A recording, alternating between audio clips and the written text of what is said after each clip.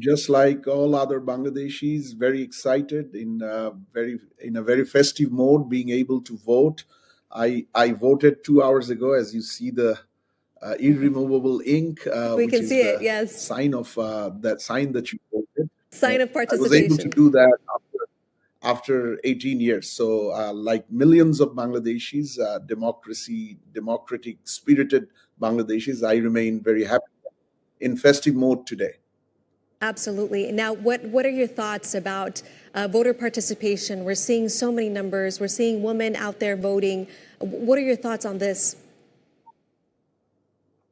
I lost you for the first few seconds, but I did hear you about so many people, so many women. Exactly. Yeah, I mean, it's not only today. I think in the run up to the election day, which is today, we could see a sense of happiness, a sense of willingness, sense of festivities among millions of Bangladeshis that they're for two reasons. That majority of them would be able to vote or exercise their voting and democratic rights to choose who they want to govern them, and also B, for the fact that Bangladesh can now, after 18 months of interim government, which was people backed, took over charge on 8th of August 2024, following the fall of the Hasina regime, that Bangladesh can now move to a people elected government backed by the people, and a political government which hopefully can deepen the Bangladesh's transitions in terms of democratic maturity, governance, and economic recovery and rebound to the economic growth. And speaking of this situation with the interim government now shifting into the election and you guys actually having the power to vote and having your voices be heard, who holds the real power post the 2024 situation that happened in Bangladesh, in your opinion? Look, I mean, this was a very sensitive transition for Bangladesh.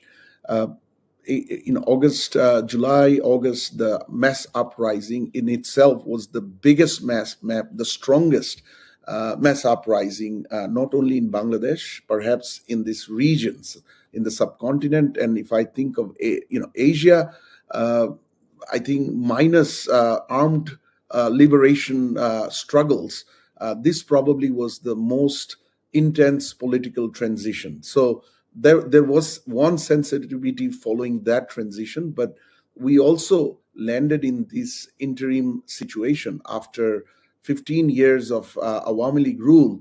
At least the last 10 years of that were hugely unpopular due to bad elections or rigged elections, banking governance failures, oligarchic and crony capitalism, and looting of both public investment supported projects, but also in banking and energy sector. So because of these erosions in democratic and human principles, human rights, fall of economic governance or shattering of economic governance, and a macroeconomic challenge that the country landed into in mid-2022, made this transition time really sensitive. So obviously the formally interim government was in charge. State governance power, policy and regulatory power rested with them. But because of this huge transition to this strong political uprising, mass uprising, the actors of that particular uprising, the students, the youth voters, the political parties who have been struggling and who have been fighting for the democracy for the entire 15 years of Sheikh Hasina's rule. And then, of course, a very constructive role played by the country's military towards supporting people's voice, people's aspiration, democratic transition. I think formally interim government, but I think if you go beyond the formal contours, the players of the July-August uprising, but more importantly, parties like BNP, perhaps Jamaat as well, who struggled since 2013 onwards significantly to maintain to advocate for the democratic and voting rights. They all remain the power factor through this interim period or interim transition. Now, in your opinion, does reform strengthen democracy, or do you think it, on the other end, destabilizes it? No, I think the reforms and democracy will have to go hand in hand. If we look around the world, it is proven reforms both in governance, in democratic, electoral, constitutional practices, as well as economic reforms, they strengthen democracy and people's aspirations and ability to participate in strengthening democracy, in taking a state forward.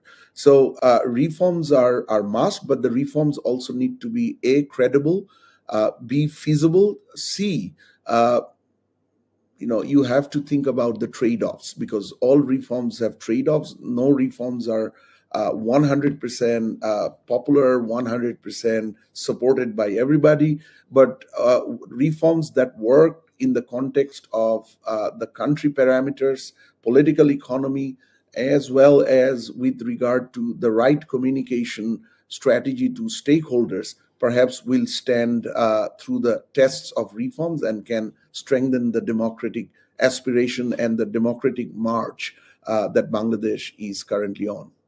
Thank you so much. That was economist Masud Riyaz. Thank you for joining us today. Thank you for those important insights, and we'll see how it all develops after this election.